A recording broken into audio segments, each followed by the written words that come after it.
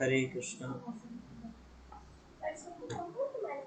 आप सभी भक्तों का भगवत गीता ज्ञान प्रबोधनी सत्र में बहुत बहुत स्वागत है।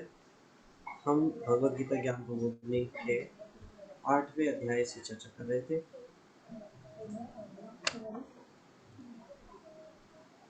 हम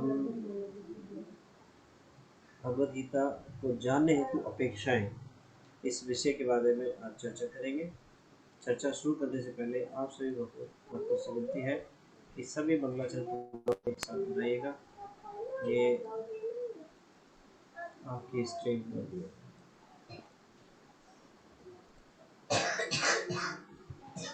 ओम अज्ञानतिमिरान्धस्य ज्ञानाञ्जनशलाकया तस्मै श्रीगुरुवे नमः।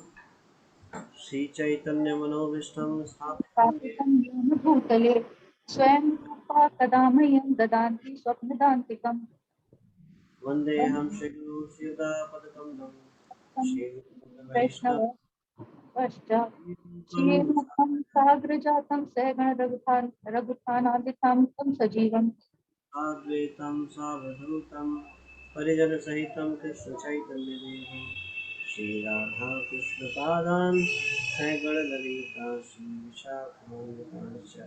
हे कृष्ण करुणा सिन्धो दीनबन्धो जगत्पते गोपेश गोपिका कान्त राधाकान्त नमोस्तुते। तप्त कांचन गौरांगी राधे वृंदावनेश्वरी वृषभानुसुते देवी प्रणमामि हरिप्रिये। वाञ्छाकल्पतरुभ्यश्च कृपासिन्धुभ्येव च पतितनां पावनेभ्यो वैष्णवेभ्यो नमो नमः। जय श्री कृष्ण चैतन्य प्रभु नित्यानंद श्री अद्वैत गदाधर श्रीवासादि गौर भक्तवृंद। हरे कृष्ण कृष्ण कृष्ण हरे हरे हरे राम राम राम हरे की। भगवत गीता ज्ञान प्रबोधनी भगवत गीता को जानने हेतु अपेक्षाएं। यहाँ से आज इस विषय के ऊपर चर्चा करेंगे।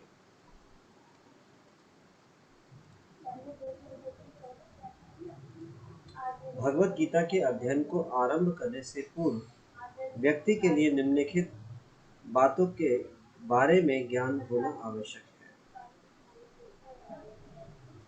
इस भगवत गीता पढ़ते हैं उससे पहले उसका इंट्रोडक्शन दिया जाता है। तो उस इंट्रोडक्शन में उसकी भूमिका के बारे में संक्षिप्त में बताया है। उसी प्रकार से भगवत गीता को जानने से पहले भी एक निम्नलिखित बातें हैं जो हमें उसका ज्ञान होना आवश्यक है।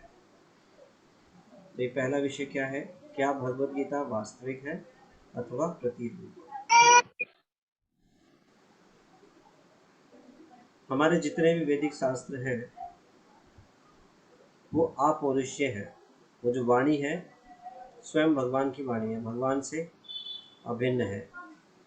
लेकिन बैड प्रोपेगेंडा फैलाने के कारण संसार में जो वैदिक जो शास्त्र हैं उनको क्या बोलते हैं? माइथोलॉजी, मिथ, धारणा। ये कोई धारणा नहीं है। वैदिक शास्त्र एक इतिहास है। जितनी भी घटनाएं हैं ये हिस्ट्री है और उनके साक्ष्य हमारे सामने विद्यमान है। तो इन चीज़ों को नकारा नहीं जा सकता। वैदिक शास्त्रों में जो कुछ बोला है, बताया गया है, वो परम सत्य है। वो पहले भी सत्य था, आज भी सत्य है और आगे भी सत्य रहेगा और हमेशा साक्ष्य जो है मौजूद रहेंगे। किसी भी प्रकार से इसको नकारा नहीं जा सकता। This is completely illogical. Big bang theory कि एक विस्फोट से इस सृष्टि की संरचना हुई। क्या ऐसा होता है कि किसी विस्फोट से कोई एक संरचना होती है? विस्फोट से तो हमेशा डिस्ट्रैक्शन ही होता है, विध्वंस होता है। ऐसा कभी नहीं हुआ। हिरोशिमा और नागासाकी में इतना बड़ा भयंकर विस्फोट हुआ जिसकी क्षति आज तक भी हो रही है वहाँ पर। तो विध्वंस से कभी सृष्टि का संरचना नहीं होती।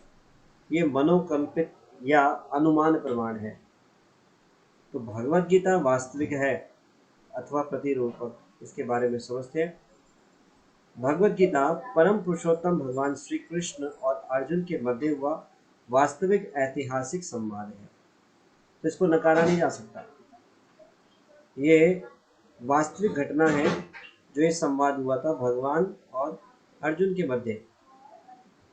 यह ऐतिहासिक संवाद भावी पीढ़ियों के लाभ के लिए अभिलेखित किया गया था।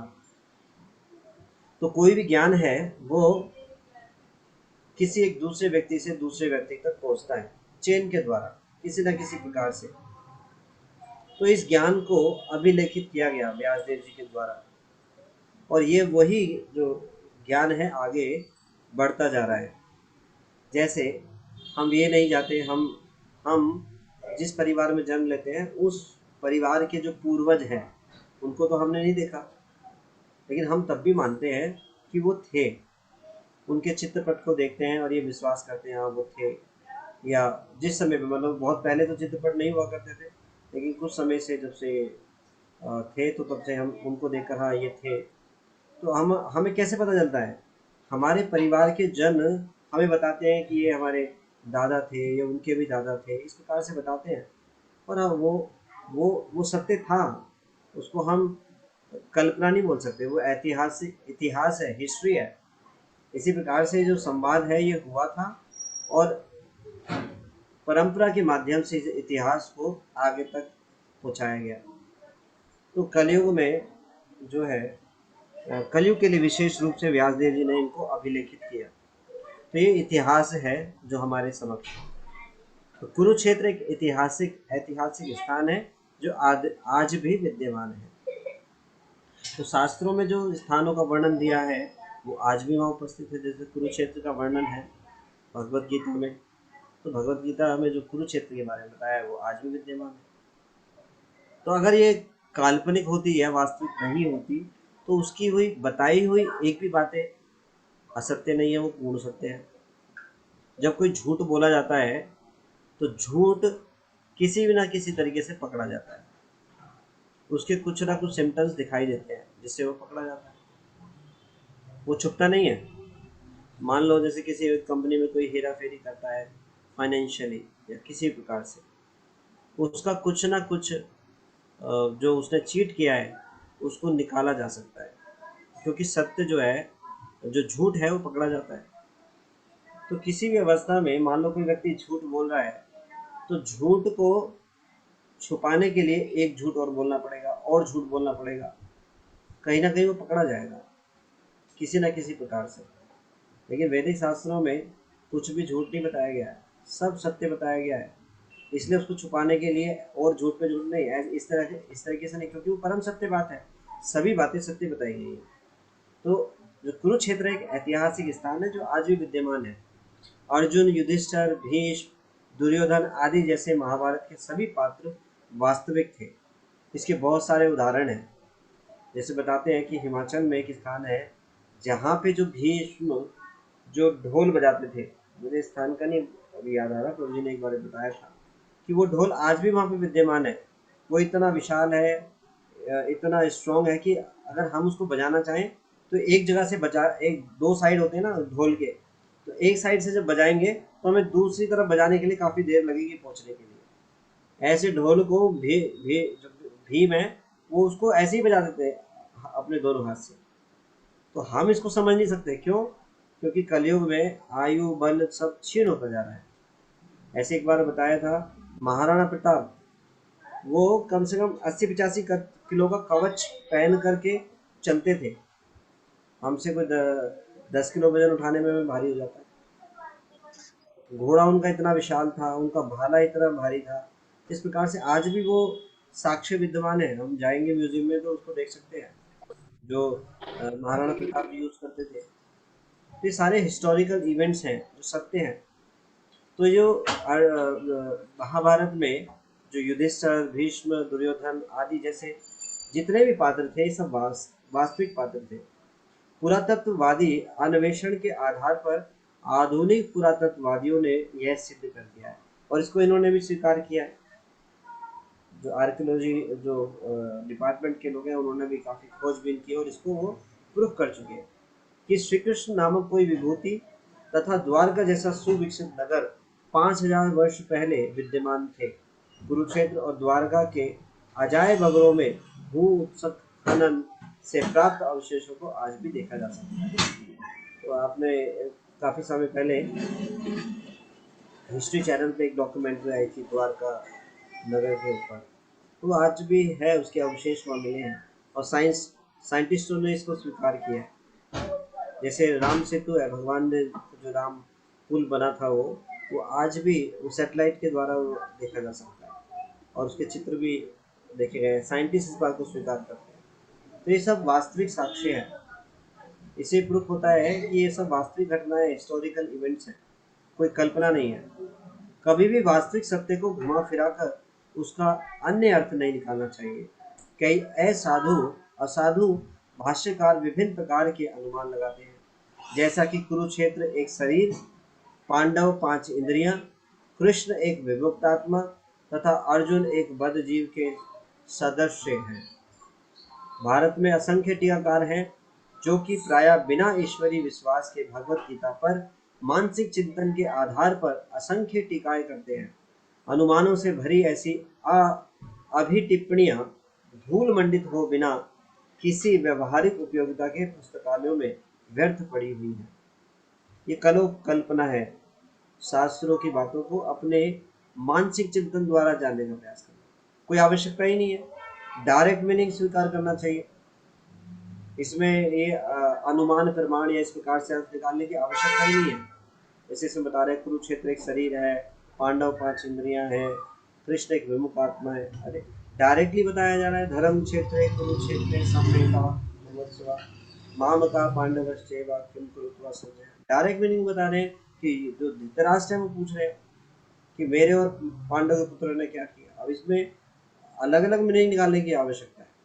भगवान भगवद गीता में बोल रहे हैं अहम सर्वस्व प्रभो मता सर्व प्रवर्तते इति मत्वा भजन्ते माम बुधा भाव समन्विता।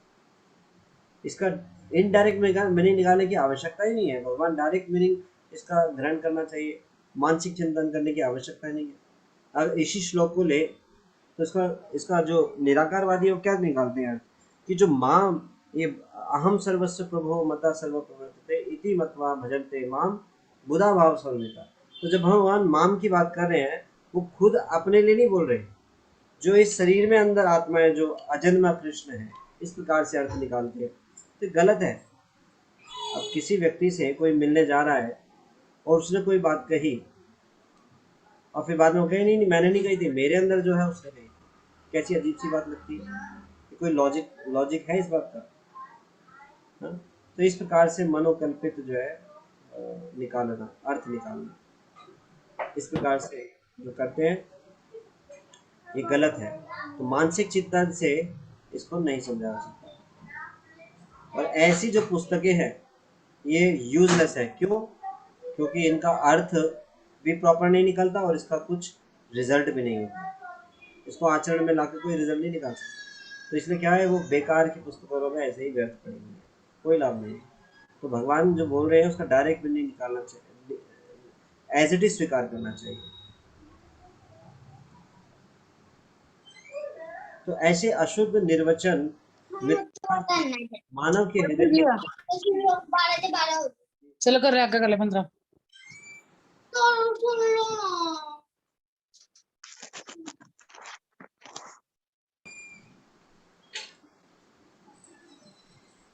ऐसे अशुद्ध निर्वचन मिथ्या मानव के हृदय में श्री कृष्ण के प्रति सुप्त भक्ति को जगा सकने में सक्षम नहीं है। किंतु इस्कॉन के संस्थापक आचार्य श्रील प्रभुपाद ने केवल 4-5 वर्ष की अवधि में ही श्रीमद् भगवद गीता यथारूप का पदार्पण किया, जो पूरे विश्व में कई लोगों में कृष्ण भावनामृत की चेतना जागृत हुई। तो कल भी चर्चा कर रहे थे कि भगवद गीता के ऐसे अनेकों संस्करण थे पहले, लेकिन उसको पढ़कर लोग भक्त नहीं बन पाए। तो भगवान के संदेश को as it is Srila Prabhupada ji ने प्रकट किया और इसको पढ़कर लोग भक्त बने भाई। आज पूरे विश्व में 10 लाख की संख्या से भी अधिक लोग कृष्ण के नाम का जप करते हैं।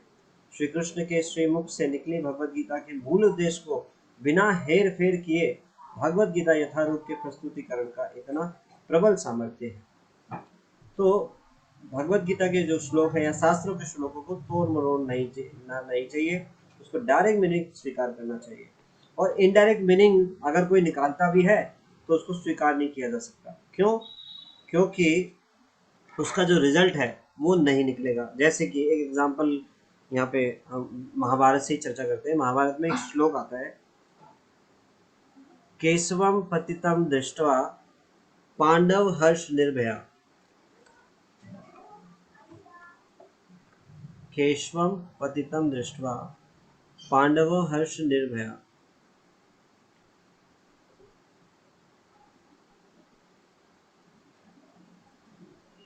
इस श्लोक में पहली लाइन में ये बताया गया है, इसका जो मिस इंटरप्रिटेट करते हैं वो क्या है, केशवम, कि जो केशव हैं भगवान कृष्ण हैं, पतितम दृष्टवा, उनको गिरते देखते हुए, वो नीचे गिर गए, देख करके पांडव शोक हर्ष निर्भय, कि जो पांडव हैं बड़े हर्षित हुए।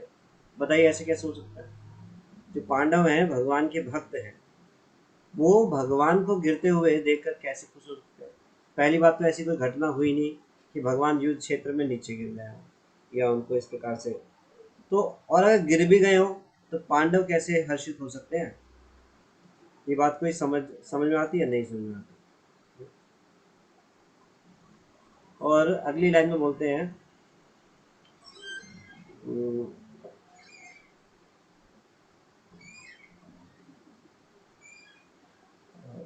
सेकेंड लाइन में तो याद नहीं आ रही, श्लोक में मीनिंग ये निकलता है सेकेंड लाइन में कि जो, और ऐसा होते हुए जो कौरव हैं वो भगवान को देखकर हा हा केशव केशवा, भगवान को देखकर जो है वो रो रहे हैं। ऐसा कैसे हो सकता है? तो इसको मिस इंटरप्रिटेट किया गया। कैसे? के केशव, केशव का मतलब, केशवम का मतलब है यहाँ पे जो शव है, जो कुरुक्षेत्र में इतने सारे शव जो है, जो इतने लोगों की मृत्यु हो रही थी, जो उससे सब इकट्ठे हो रहे थे, केशवम पतितम दृष्टवा, से ऐसे शवों को देख करके, दृष्टवा पांडव पांडव हर्ष निर्भया। पांडव मतलब होता है जो जल के जो प्राणी हैं, जैसे मछली या ऐसे बगुला, इस प्रकार के जो प्राणी हैं, वो देखकर ऐसे शवों को हर्षित हो रहे हैं। क्यों? क्योंकि इतनी संख्या में जो है शव थे कि वो पानी में बह रहे थे, बहते जा रहे थे, बह जा रहे थे। तो उनको देख करके जो पांडव, पांडव मतलब यहाँ पे है जो जल के जो प्राणी हैं, जो जीव हैं, वो बड़े प्रसन्न थे। और जो कौरव, उसमें बताया, कौरव का अर्थ है उसमें कि जो जैसे जो पृथ्वी पे जो इस प्रकार के मांस खाने वाले, जो शव खाने वाले लोग हैं, जैसे भेड़, क्या बोलते हैं उसको, भेड़िया, या इस प्रकार के जो जितने भी जीव जंतु हैं वो रो रहे हैं। कैसे? हा हा केशव केशवा, जो सारे जो शरीर हैं वो जल में जा रहे हैं। क्यों? क्योंकि पृथ्वी पे नहीं है, पृथ्वी पे होते तो वो खाते, वो सोच रहे थे हमारी फीस्टिंग होगी। लेकिन इतने जो शव बहे जा रहे हैं पानी में, उनका जो फीस्टिंग का, जो सब खाने का मौका है वो छूट गया है। तो वास्तविक अर्थ ये है, लेकिन गलत अर्थ क्या निकाला कि जो भगवान है वो गिर गए और उसको देख करके पांडव प्रसन्न हो गए। तो इस प्रकार से शास्त्रों के जो जो वर्ड है, जो जो जो श्लोक है, उसका गलत मीनिंग निकालते हैं, जिनको स्वीकार नहीं किया जा सकता। तो उसको एज इट इज स्वीकार करना चाहिए। तो क्या भगवत गीता मिथक विद्या अथवा एक ऐतिहासिक वृतांत है? चिंतनशील वैदिक शास्त्रों के अनुयायियों का ध्यान स्वधर्म से हटा ईसाई धर्म की ओर बटाने के इच्छुक भारतीय शास्त्रियों ने हिंदू पौराणिक कथा नामक शब्द का आविष्कार किया। माइथोलॉजी, हिंदू माइथोलॉजी,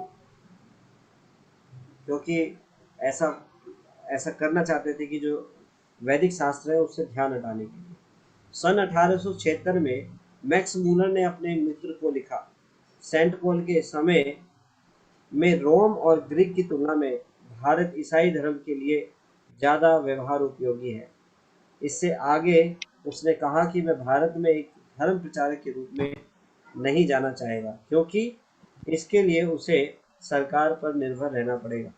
उसकी प्राथमिकता थी, पहले मैं भारत में 10 वर्ष चुपचाप व्यतीत कर वहाँ की भाषा सीखना चाहूँगा और मित्र बनाने का प्रयास करूँगा।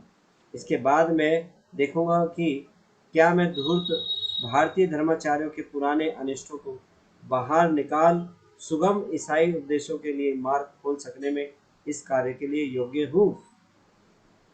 श्रील प्रभुपाद लिखते हैं, अगम पुराण जो उच्च कोटि का है की रचना यही नहीं हुई है, यहाँ नहीं हुई है, और पुराण का अर्थ है विश्व का पुरातन इतिहास। कुछ आधुनिक भाष्यकार पुराणों में निहित प्रत्येक वस्तु को एक मिथ्या कथा, एक कल्पना के रूप में लेते हैं।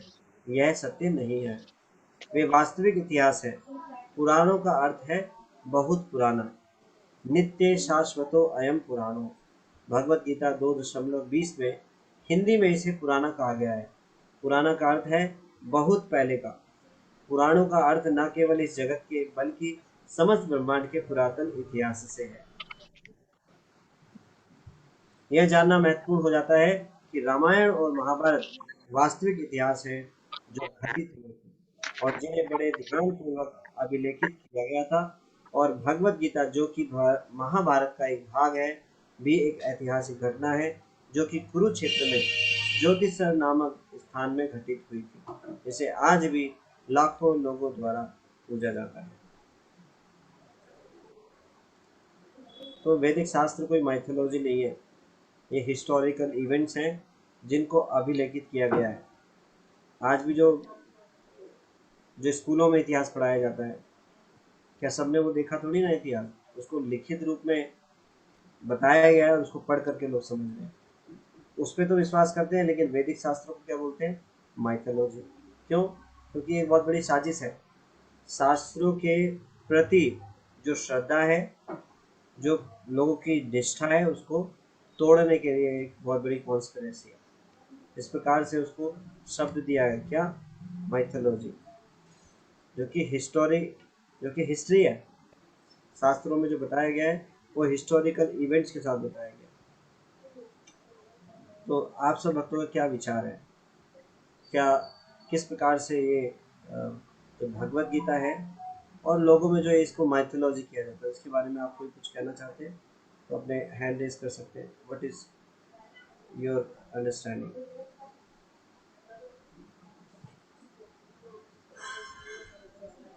आप इससे क्या समझते हैं? Please raise your hands.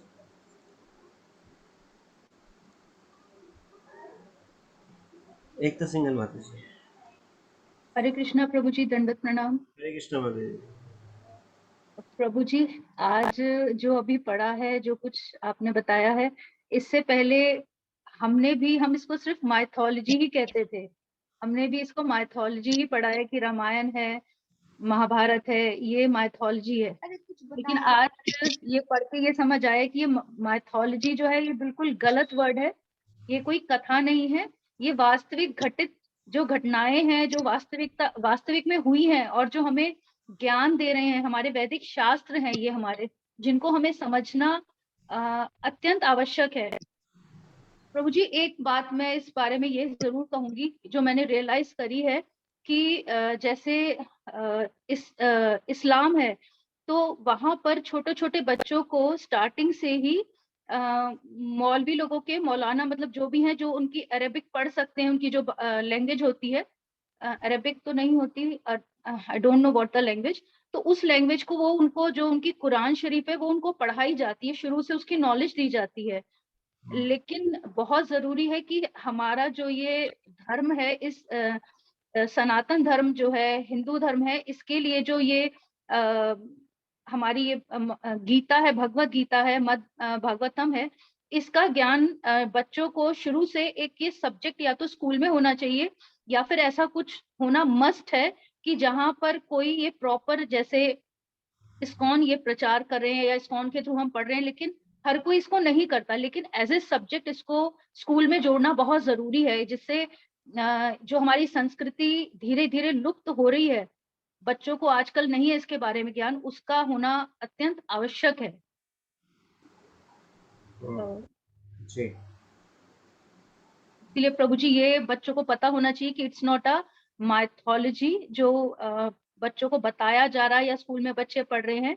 ये हमारे शास्त्र है, वैदिक शास्त्र हैं, जिनको समझना और जिनको अपनाना अत्यंत आवश्यक है। इसी के साथ हम अपनी संस्कृति के साथ जुड़ पाएँगे और जो हमारा इतिहास है उसको हम समझ पाएँगे और प्रॉपर जान पाएँगे।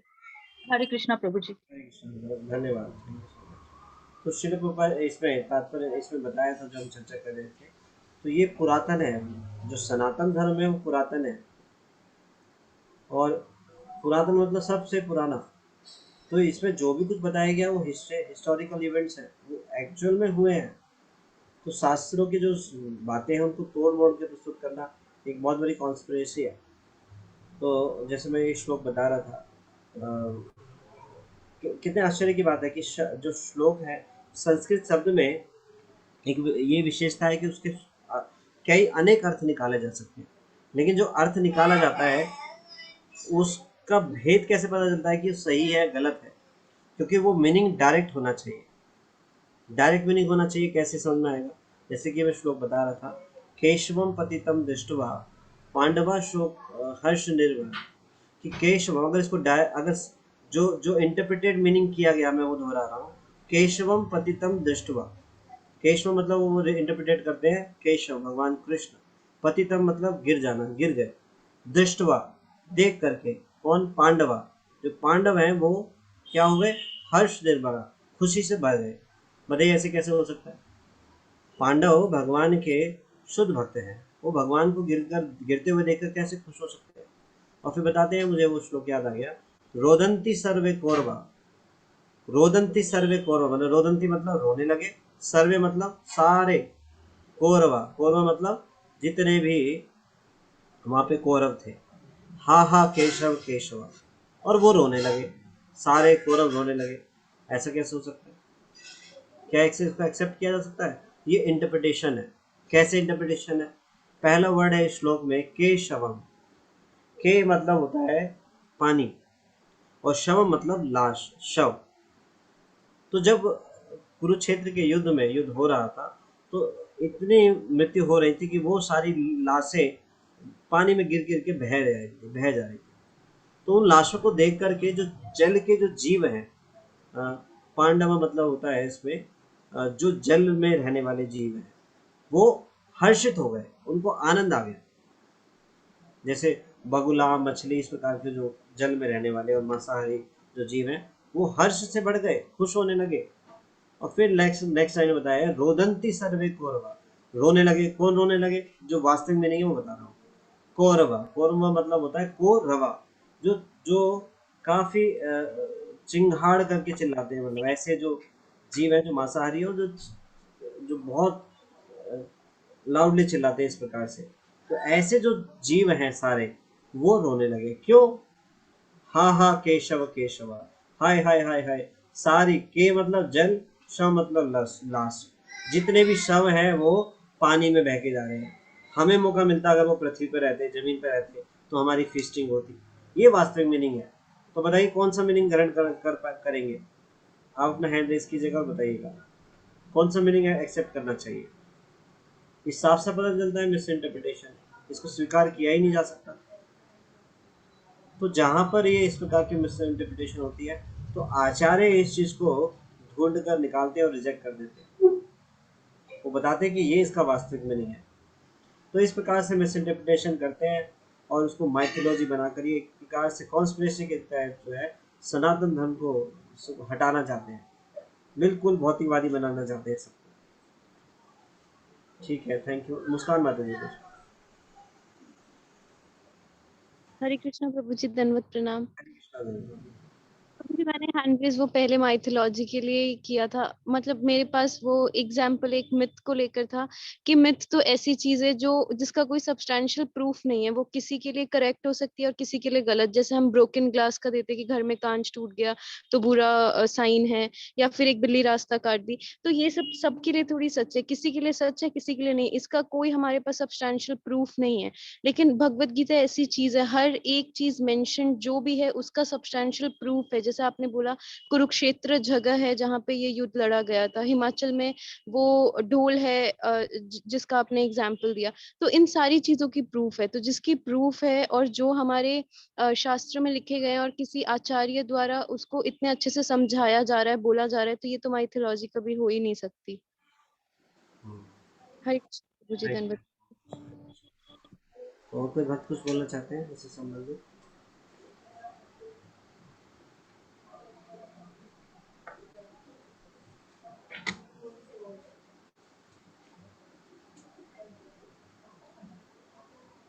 ठीक है,